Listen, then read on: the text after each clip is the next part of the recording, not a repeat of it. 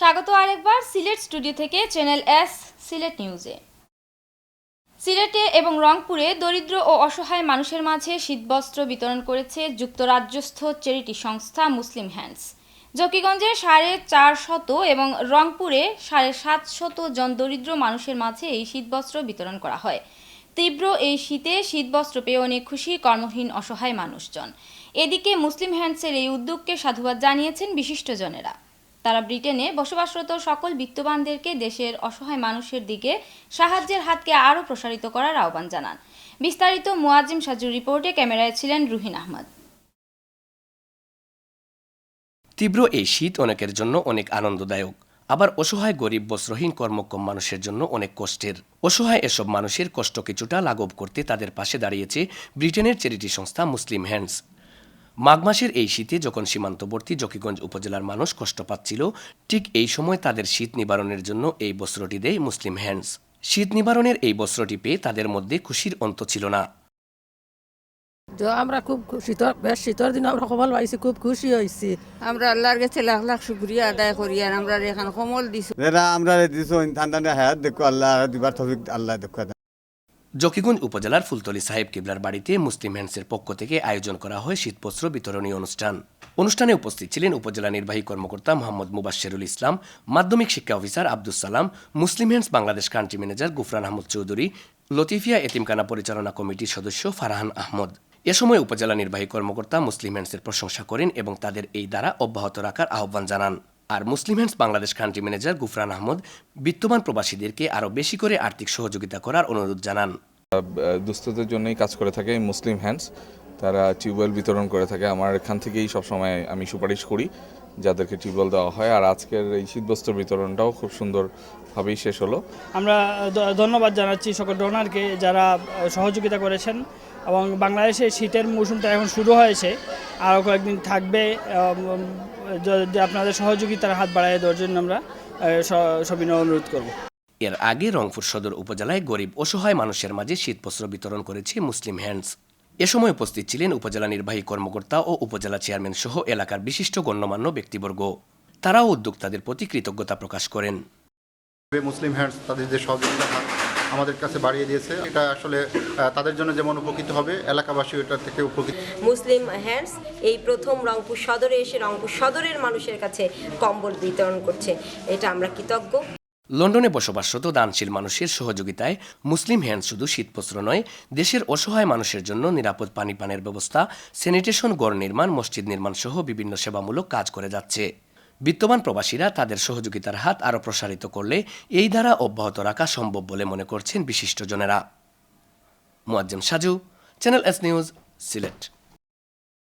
গোলাপগঞ্জ উপজেলার বাঘা হাজী আব্দুল আহাদ উচ্চ বিদ্যালয় ও কলেজের শিক্ষার মানোন্নয়নে বাঘা ডেভেলপমেন্ট সোসাইটির ইউকের নেতৃবৃন্দের সাথে মতবিনিময় সভা অনুষ্ঠিত হয়েছে। এ সময় প্রধান অতিথির বক্তব্য রাখেন যুক্তরাজ্যের শীর্ষ বাংলাদেশি ব্যবসায়ী আজমল হোসেন।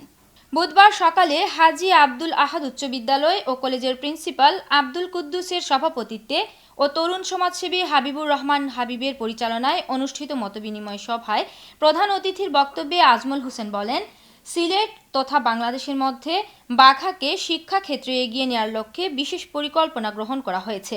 তার পিতা সিলেটের ধনাঢ্য ব্যক্তি ও বিশিষ্ট ব্যবসায়ী মরহুম আব্দুল আহাদ ময়না মিয়ার পৃষ্ঠপোষকতায় প্রতিষ্ঠিত এই শিক্ষা প্রতিষ্ঠান যাতে ডিগ্রি পর্যায়ে উন্নীত হয়, এ ব্যাপারে তিনি সব ধরনের সহযোগিতার আশ্বাস প্রদান করেন। বিশেষ অতিথির বক্তব্য রাখেন সিলেটের সিনিয়র সাংবাদিক, গোলাপগঞ্জ বিয়ানীবাজার সংবাদের উপসম্পাদক ফয়সাল আলম, গোলাপগঞ্জ প্রেস ক্লাব সভাপতি আব্দুল আহাদ, বিশিষ্ট রাজনীতিবিদ, প্রবাসী কমিউনিটি নেতা মাওলানা শওকত উদ্দিন।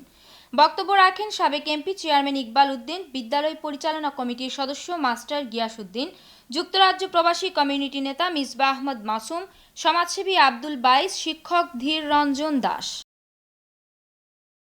হাসন রাজা আমাদের মরমী সাহিত্যে এক উজ্জ্বল নাম। তার রচনা আমাদের সাহিত্যকে সমৃদ্ধ করেছে এবং সিলেট অঞ্চলের মর্যাদা সমুন্নত করেছে। এই প্রেক্ষাপটে তাকে নিয়ে আমাদের ব্যাপক চর্চা প্রয়োজন। কৈতর সিলেটের উদ্যোগে গল্পকার সেলিম আউয়ালের গবেষণা গ্রন্থ গানের পাখি হাসন রাজা এবং তার পুত্র দৌহিত্র প্রপৌত্র কথা প্রকাশনা ও লেখকের ৫৪তম জন্মদিনে বক্তারা একথা বলেন। দেশের অন্যতম প্রাচীন সাহিত্য প্রতিষ্ঠান কেন্দ্রীয় মুসলিম সাহিত্য সংসদের সাহিত্য আসর কক্ষে লেখকের ৫৪তম জন্মদিনে এ প্রকাশনা অনুষ্ঠিত হয়। বিশিষ্ট শিক্ষাবিদ ব্রিগেডিয়ার জেনারেল অবসরপ্রাপ্ত অধ্যক্ষ জুবায়ের সিদ্দিকীর সভাপতিত্বে ও গল্পকার তাসলিমা খানম বিথির উপস্থাপনায় অনুষ্ঠিত সভায় বিশেষ অতিথির বক্তব্য রাখেন প্রবীণ শিক্ষাবিদ অধ্যক্ষ কবি কালাম আজাদ, কবি লেফটেন্যান্ট কর্নেল অবসরপ্রাপ্ত সৈয়দ আলী আহমদ, সিলেট প্রেস ক্লাবের সাবেক সহসভাপতি আফতাব চৌধুরী, বীর মুক্তিযোদ্ধা দেওয়ান গৌস সুলতান, সাবেক সাধারণ সম্পাদক মোহাম্মদ বশির উদ্দিন, দৈনিক জালালাবাদের ভারপ্রাপ্ত সম্পাদক আজিজুল হক মানিক, সংগঠক লেখক সাইদ চৌধুরী, গল্পকার সাইদ চৌধুরী। স্বাগত বক্তব্য রাখেন কৈতর প্রকাশন সিলেটের পরিচালক রটারিয়ান আব্দুল মুহিত দিদার। পরে গল্পকার সেলিম আউয়ালের ৫৪তম জন্মদিন উপলক্ষে একক বই প্রদর্শনী অনুষ্ঠিত হয়। বঙ্গবন্ধু শেখ মুজিবুর রহমানের স্বদেশ প্রত্যাবর্তন দিবস উপলক্ষে জগন্নাথপুর উপজেলা আওয়ামী লীগ অঙ্গ ও সহযোগী সংগঠনের উদ্যোগে মঙ্গলবার দুপুরে দলীয় কার্যালয়ে দলের সভাপতি, উপজেলা আওয়ামী লীগের সভাপতি আকমল হোসেন ও সাধারণ সম্পাদক রেজাউল করিম রিজুর পরিচালনায় এক আলোচনা সভা অনুষ্ঠিত হয়েছে। এতে প্রধান অতিথির বক্তব্য রাখেন সুনামগঞ্জ জেলা আওয়ামী লীগের সাবেক সহসভাপতি প্রবীণ রাজনীতিবিদ সিদ্দিক আহমদ।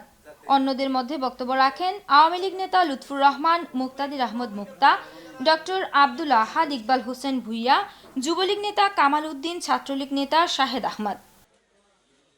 কালোজয়ী লেখক ম্যাক্সিম গোর্কির বিখ্যাত গল্প অবলম্বনে নাটক দাবানল পরিবেশনের মধ্য দিয়ে মৌলভীবাজারের শ্রীমঙ্গলে শেষ হয়েছে ৩ দিনব্যাপী নাট্য উৎসব। শ্রীমঙ্গল মহসিন অডিটোরিয়ামে শ্রীমঙ্গল উচ্ছ্বাস থিয়েটারের উদ্যোগে আয়োজিত এ নাট্য উৎসবে ঢাকার মহাকাল নাট্য সংসদ, হবিগঞ্জের জীবন সংকেত ও স্থানীয় নাট্যগোষ্ঠী সহ একাধিক সংগঠন বিভিন্ন নাটক প্রদর্শন করে। নাটক শেষে প্রত্যেক নাট্য সংগঠনকে উচ্ছ্বাস থিয়েটারের পক্ষ থেকে দেয়া হয় সম্মাননা। নাটক উপভোগ করতে প্রতিদিনই নাট্যমোদীদের ভিড় জমে মহসিন অডিটোরিয়ামে। হিন্দু সম্প্রদায়ের পৌষ সংক্রান্তি, আর এই পৌষ সংক্রান্তিকে সামনে রেখে মৌলভীবাজারের শেরপুরে কুশিয়ারা নদীর পাড়ে বসেছে প্রায় ২০০ বছরের পুরাতন ঐতিহ্যবাহী মাছের মেলা। সিলেট বিভাগের বিভিন্ন হাওর নদী থেকে ধরে আনা দেশীয় প্রজাতির এই বড় বড় মাছ সংগ্রহ করতে দেশের বিভিন্ন প্রান্ত থেকে শত শত উৎসুক মানুষ ভিড় করেছেন মেলায়। মৌলভীবাজার প্রতিনিধি বিকুল চক্রবর্তীর তথ্য ও ছবি নিয়ে দেখুন ডেস্ক রিপোর্ট। মৌলভীবাজারের হাকালুকি, কাওয়াদিঘি, হাইল হাওর এবং কুশিয়ারা নদী সহ বৃহত্তর সিলেটের বিভিন্ন হাওর বাওরের মাছের সমন্বয়ে ২ দিনব্যাপী এ মাছের মেলা অনুষ্ঠিত হয়। মাছ ছাড়াও মেলায় উঠেছে মাছ কাটা ও মাছ শিকারের সামগ্রী। শুধুমাত্র দেখার জন্যে বহু উৎসুক জনতার আগমন ঘটেছে মেলায়।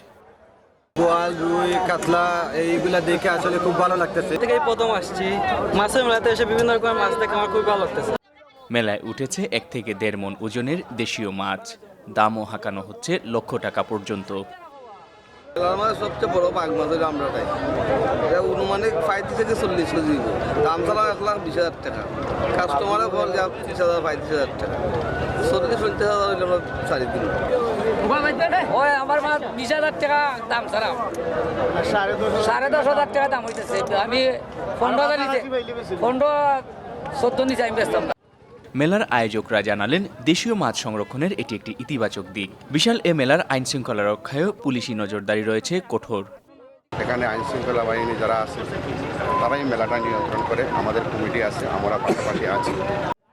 দেশের বিভিন্ন স্থানে এ জাতীয় মেলার আয়োজন করলে মাছের সঠিক প্রজনন ও বিলুপ্ত প্রজাতি সংরক্ষণে সহায়ক ভূমিকা রাখবে বলে মনে করেন মেলায় আগতরা। Munuddin Manju, channel S news desk. Sylhet tennis ক্লাবের আয়োজনে এবং মাহার পৃষ্ঠপোষকতায় ৭ম মাহা বিজয় দিবস টেনিস টুর্নামেন্টের পুরস্কার বিতরণ অনুষ্ঠান সম্পন্ন হয়েছে। সিলেট টেনিস ক্লাব প্রাঙ্গণে এই অনুষ্ঠান সম্পন্ন হয়। সিলেটের জেলা প্রশাসক ও সিলেট টেনিস ক্লাবের সভাপতি মোহাম্মদ জয়নাল আবেদিনের সভাপতিত্বে অনুষ্ঠানে প্রধান অতিথি ছিলেন অর্থমন্ত্রী আবুল মাল আব্দুল মুহিত এমপি। অনুষ্ঠানে অর্থমন্ত্রী বলেন, ক্রীড়াক্ষেত্রের উন্নয়নে সরকারের পাশাপাশি সকলকে এগিয়ে আসতে হবে। শুধু খেলার আয়োজনে সীমাবদ্ধ না থেকে পৃষ্ঠপোষকতারও প্রয়োজন রয়েছে। ফ্যাশন হাউস মাহা এক্ষেত্রে দৃষ্টান্ত স্থাপন করেছে। তাদের মতো আরও অনেককে এ পথ অনুসরণ করা প্রয়োজন। তাহলে স্থানীয় ও জাতীয়ভাবে ক্রীড়ার মান বৃদ্ধিসহ দক্ষ খেলোয়াড় বেরিয়ে আসবে। অনুষ্ঠানে বিশেষ অতিথির বক্তব্য রাখেন জাতিসংঘস্থ বাংলাদেশ মিশনের সাবেক স্থায়ী প্রতিনিধি ডক্টর AK আব্দুল মোমেন, সিলেট রেঞ্জের DIG Mohammad Kamrul Hasan BPM, Sylhet metropolitan পুলিশের কমিশনার গোলাম কিবরিয়া এবং টুর্নামেন্টের পৃষ্ঠপোষক মাহার স্বত্বাধিকারী সিলেট জেলা ক্রীড়া সংস্থার সাধারণ সম্পাদক মাহিউদ্দিন আহমদ সেলিম। এর সঙ্গে শেষ করছি সিলেট স্টুডিও থেকে channel S Sylhet news. Sylhet বিভাগের প্রত্যন্ত অঞ্চলের খবর জানতে চোখ রাখুন চ্যানেল S এর পর্দায়। এতক্ষণ সাথে থাকার জন্য ধন্যবাদ। আল্লাহ হাফিজ।